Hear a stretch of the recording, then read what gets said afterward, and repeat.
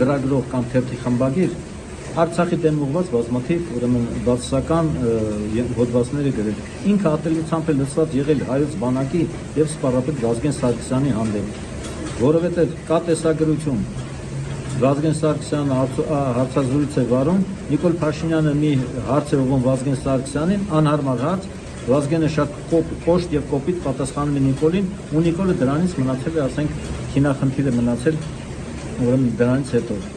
Ինքը կրկնում եմ, ապազգային մտածելակերպ եւ գաղափարախոսություն ունի,